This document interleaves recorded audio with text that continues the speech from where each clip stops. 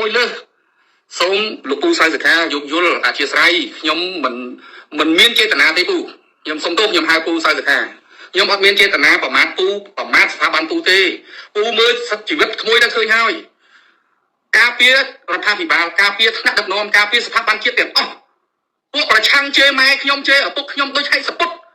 ខ្ញុំមិនដែលតូចចិត្តទេតែបើខ្ញុំនិយាយលើខ្វះអីពូប្រាប់ទៅអាណាក្មួយនិយាយលើហើយក្មួយឯងនិយាយចឹងអត់ត្រឹមត្រូវទេណាក្មួយកែណាអត់ធ្វើចឹងទេណាតែពូប្រាយពូចេញញត្តិកោតទោសខ្ញុំហាក់ដូចជាខ្ញុំផែងបណ្ដាជាជនក្បត់ជាតិតែខ្ញុំមិនតូចចិត្តទេពូរស់នៅក្នុងដំបូលសន្តិភាពដើរកាត់ភ្លៀងខ្ញុំជួបរឿងចឹងឆ្អែតហើយខ្ញុំមិនប្រកាន់ខ្ញុំមិនថាអីទេមិត្តភក្តិខ្ញុំខ្លះទេមកសិតតែមេ PM តែអញសុំទោសធ្វើម៉េចបတ်បញ្ជាថាបတ်បញ្ជាត្រូវតែធ្វើតាមបាទឲ្យទៅចុះខ្ញុំអត់បដិសេធទេខ្ញុំជឿតែបុគ្គលសក្សារៈនឹងទេពូឆ្លើយពេកឆ្លើយពោះ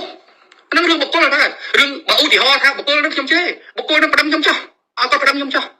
តែខ្ញុំចង់បញ្យល់ទៅឯកឧត្តមពូសៅសខាថាមួយម្នាក់នេះ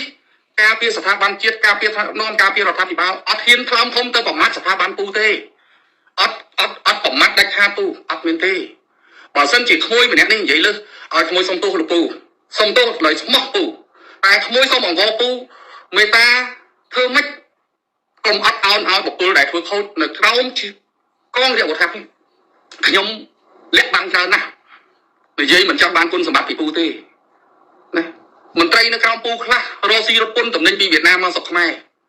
អត់បង់ពន្ធឲ្យរដ្ឋក៏មានមន្ត្រីពូខ្លះកាងស្កេមអនឡាញក៏មានតែខ្ញុំមិនដែលហែកទ្រូងឲ្យឯងចាប់ដោយសារខ្ញុំយោគយល់មន្ត្រីទាំងអស់ហ្នឹងសូមឲ្យពូមេត្តាយោគយល់ខ្ញុំវិញខ្លះបើសិនជាខ្ញុំនិយាយលើសលួសហើយពូយល់ថាមិនព្រោះស្ដាប់ណាខ្ញុំម្ដងទៀតសូមទោសពូសូមដល់ចេញពីចិត្តមិនមែនសូមឌឺដងទេសូមដល់ស្មោះពូខ្ញុំការពារស្ថាប័នជាតិស្ថាប័នរដ្ឋាភិបាលទាំងអស់ឲ្យគេជេរប្រមាថម៉ែឪដូចហែសពុតពូក៏ដឹងដែរហើយរឿងនេះជារឿងករណីខ្ញុំអន្តរាគមបងប្អូនតាមកំសួរដើម្បីណាទីទៀនទៅលើមេ PM ខេត្តកញ្ចេះតែម្នាក់ពុតតែម្នាក់នឹងពុតពូមានរឿងផ្សេងទៀតតែខ្ញុំអត់ចង់បញ្ចេញទៅវាសាយភាយទាំងអស់ពូខ្ញុំសូមឱកាសពូធ្វើការជាមួយណាអ្នកណាដែលជាសមត្ថកិច្ចរបស់ពូយ៉ាងណាពូបើកផ្លូវមកដើម្បីឲ្យមានដំណោះស្រាយណាមួយព្រោះខ្ញុំក៏នៅក្រោមដំបូលសន្តិភាពក្រោមដំបូលរបស់ពូដែលមើលការពារដែរខ្ញុំអត់មានចេតនាណាប្រមាថពូទេប្រមាថស្ថាប័នពូគឺអត់សោះហ្មងហើយបើខ្ញុំនិយាយលើសលួសប៉ះពាល់ពូគិតថាហើយនិយាយនឹងប៉ះស្ថាប័នឯងធ្ងន់ណាស់អូខេក្មួយសុំទោសពូបាទពូអត់មានចេតនាទេពូគោលបំណងពូតែគោលបំណងក្មួយតែមួយគត់គឺបុគ្គលណាសក្សារៈថាគាត់ខ្សែអីខ្ញុំអត់ដឹងទេឆ្នាំ2017ក៏ពាក់ព័ន្ធរបស់ល្មើសព្រៃឈើនៅអូហុចខេត្តមណ្ឌលគិរីធំណាស់ត្រូវបានដកចេញពីនោះមក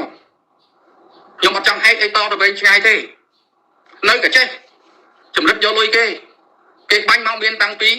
ណាសំលេងក៏មានស្អីក៏មានវីដេអូក៏មានតែខ្ញុំអត់ចង់បញ្ចេញតែណាគេបញ្ចេញទៅគេវាយបហាថែមទៀតខ្ញុំនេះវាប្រឹងទប់អាគុណសម្បត្តិយើងខំការពារស្ថាប័នអាវុធហាត់វាទៅជាទទួលកតកម្មកោតទោសពេញប្រទេសដូចជនក្បត់ជាតិចឹងបាទដូចជនក្បត់ជាតិអញ្ចឹងតើខ្ញុំក្បត់ជាតិរឿងអីហើយបើមិនសុខចិត្តជេរពាក្យជេរប្រមាថរបស់ខ្ញុំច្បាប់យើងមានតែប្តឹងខ្ញុំទៅបាទច្បាប់មានតែប្តឹងខ្ញុំទៅខ្ញុំមកបានក្បត់ជាតិយើងទេពូឃើញហើយប្រទេសជាតិមានសង្គ្រាមខ្ញុំទៅនៅតែព្រំដែននេះពូយកអង្គជួយកងទ័ពជួយប៉ូលីសជួយប្រជាជនតាមព្រំដែនរົບសិតប៉ោងចូល100តោននេះពូតើខ្ញុំក្បត់ជាតិរឿងអីដល់ថ្នាក់ចេញញ៉ាត់កោទោសពេញប្រទេសហើយខ្ញុំសូមសំណូមពរឲ្យបងប្អូនចេញញ៉ាត់មេត្តាមើលមតិប្រជាពលរដ្ឋផងថាតើពលរដ្ឋគាត់មានទស្សនៈបែបណាគាត់មានមតិយ៉ាងណាខ្ញុំអត់ចង់បកសត្រូវអីទេខ្ញុំចង់ឲ្យរួមគ្នាធ្វើការខ្ញុំទទួលស្គាល់សម្ដីវាអាក្រក់តែមិនមែនសម្ដីអាក្រក់នឹងនិយាយគ្នាមិនបានណាតែឥឡូវពូបាត់ផ្លូវខ្ញុំមកណែអាណាឯងមកជួបអូនចៅអញនិយាយគ្នារឿងនេះអូដំណោះស្រាយណាប្រយោជន៍រួមរបស់គ្នាលើពូវាយខ្ញុំឥឡូវលឺដែរយកប្តឹងខ្ញុំទៀតខ្ញុំអត់ខ្លាចទេពូប្តឹងចោះហើយពូចង់ចាប់ចោះខ្ញុំអត់ថាអីទេព្រោះខ្ញុំរស់នៅក្រោមអំណាចរបស់ពូនឹងពូចង់ធ្វើអីក៏បានដែរពាក្យណាមួយលើសសូមលោកពូសៅសខាយោគយល់អធិស្ឋានខ្ញុំមិនមានចេតនាទេពូខ្ញុំសុំទោសខ្ញុំហៅពូសៅសខា ខ្ញុំអត់មានចេតនាប្រមាថពូប្រមាថស្ថាប័នពូទេពូមើលជីវិតក្មួយដល់ឃើញហើយការពាររដ្ឋាភិបាលការពារថ្នាក់ដឹកនាំការពារស្ថាប័នជាតិទាំងអស់ពួកប្រឆាំងជេរម៉ែខ្ញុំជេរឪពុកខ្ញុំដូចហិសពុតខ្ញុំមិនដែលតូចចិត្តទេតែបើខ្ញុំនិយាយលើខ្វះអីពូប្រាប់ទៅអាណាអាក្មួយនិយាយលើហើយក្មួយឯងនិយាយចឹងអត់ត្រឹមត្រូវទេណាក្មួយកែណាអត់ធ្វើចឹងទេណាតែពូប្រាយពូចេញញ៉ាត់កោទោសខ្ញុំហាក់ដូចជាខ្ញុំផែងវណ្ណៈជាជនក្បត់ជាតិតែខ្ញុំមិនតូចចិត្តទេពូរស់នៅក្នុងដំបូលសន្តិភាពដើរកាត់ភ្លៀងខ្ញុំជួបរឿងចឹងឆ្អែតហើយខ្ញុំមិនប្រកាន់ខ្ញុំមិនថាអីទេមិត្តភក្តិខ្ញុំខ្លះទេមកសិតតែមេ PM ថាអញសុំទោសធ្វើមិនបတ်បញ្ជាថាបတ်បញ្ជាត្រូវតែធ្វើតាមបាទឲ្យទៅចុះខ្ញុំអត់បដិសេធទេខ្ញុំជឿតែបុគ្គលសាក់សារនឹងទេពូឆ្លើយពេកឆ្លើយពោះនឹងរឿងបុគ្គលថារឿងបើឧទាហរណ៍ថាបុគ្គលនឹងខ្ញុំជឿបុគ្គលនឹងប្រដិមខ្ញុំចុះឲ្យគាត់ប្រដិមខ្ញុំចុះតែខ្ញុំចង់បញ្យល់ទៅឯដល់ពូសៅសិក្ខាថាមួយម្នាក់នេះការពារស្ថាប័នជាតិការពារថ្នាក់នាំការពាររដ្ឋាភិបាលអត់ហ៊ានថ្លើមធំទៅប្រមាថស្ថាប័នពូទេអត់ប្រមាថដាច់ខាតពូអត់មានទេបើសិនជាក្មួយម្នាក់នេះនិយាយលើឲ្យក្មួយសុំទោសលោកពូ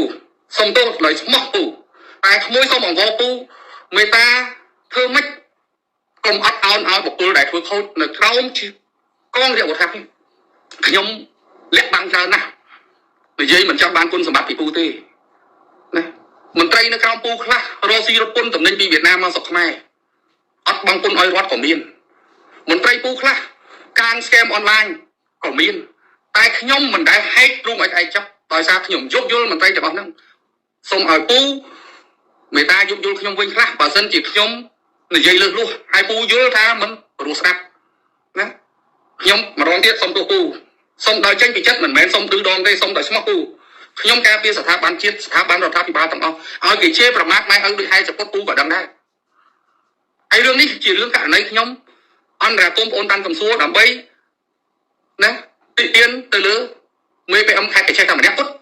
តែម្នាក់នឹងគត់ពូមានរឿងផ្សេងទៀតតែខ្ញុំអត់ចង់បញ្ចេញទៅវាសាយភាយទាំងអស់ពូខ្ញុំសូមឱកាសពូធ្វើការជាមួយណាអ្នកណាដែលជាសមត្ថកិច្ចរបស់ពូយ៉ាងណាពូបើកផ្លូវមកដើម្បីឲ្យមានដំណោះស្រាយណាមួយព្រោះខ្ញុំក៏នៅក្រោមដំបូលសន្តិភាពក្រោមដំបូលរបស់ពូដែលមើលការពារដែរខ្ញុំអត់មានចេតនាណាប្រមាថពូទេប្រមាថស្ថាប័នពូគឺអត់សោះហ្មងហើយបើខ្ញុំនិយាយលើសលួសប៉ះពាល់ពូគិតថាហើយនិយាយនឹងប៉ះស្ថាប័នឯងធ្ងន់ណាស់អូខេក្មួយសុំទោសពូបាទគួយអត់មានចេតនាទេពូគោលបំណងពូតែគោលបំណងក្មួយតែមួយគត់គឺបុគ្គលណាសាក់សារ៉ានថាគាត់ខ្សែអីខ្ញុំអត់ដឹងទេឆ្នាំ2017ក៏ពាក់ព័ន្ធរបស់ល្មើសព្រៃឈើនៅអូហុចខេត្តមណ្ឌលគិរីធំណាស់ត្រូវបានដកចេញពីនោះមកខ្ញុំអត់ចង់ហែកអីតទៅវិញឆ្ងាយទេនៅកញ្ចេះចម្រិតយកលុយគេបាញ់មកមានតាំងពីណាសំលេងក៏មានស្អីក៏មានវីដេអូក៏មានតែខ្ញុំអត់ចង់បញ្ចេញកាលណាគេបញ្ចេញទៅគេវាយបហាថែមទៀតខ្ញុំនេះវាប្រឹងទប់អាគុណសម្បត្តិយើងខំការពារស្ថាប័នអាវុធហាត់វាទៅជាទទួលកតកម្មកោតទោសពេញប្រទេសដូចជនក្បត់ជាតិចឹងបាទដូចជនក្បត់ជាតិអញ្ចឹងតើខ្ញុំក្បត់ជាតិរឿងអីហើយបើមិនសុខចិត្តជេរពាក្យជេរប្រមាថរបស់ខ្ញុំច្បាប់យើងមានតែប្តឹងខ្ញុំទៅបាទច្បាប់មានតែប្តឹងខ្ញុំទៅខ្ញុំមកបានក្បត់ជាតិយើងទេពូឃើញហើយប្រទេសជាតិមានសង្គ្រាមខ្ញុំទៅនៅតែព្រំដែននេះពូយកអង្គជួយកងទ័ព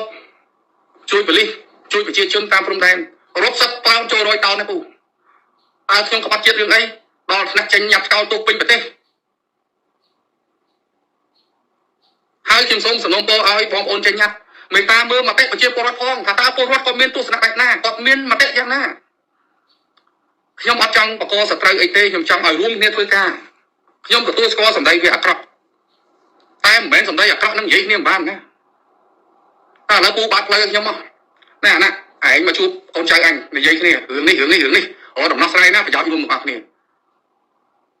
លើពូវាយខ្ញុំឥឡូវលឺដែរយកប្តឹងខ្ញុំទៀតខ្ញុំអត់ខ្លាចទេពូប្តឹងចោះហើយពូចង់ចាប់ចោះខ្ញុំអត់ថាអីទេព្រោះខ្ញុំរស់នៅក្រោមអំណាចរបស់ពូនឹងពូចង់ធ្វើអីក៏បានដែរ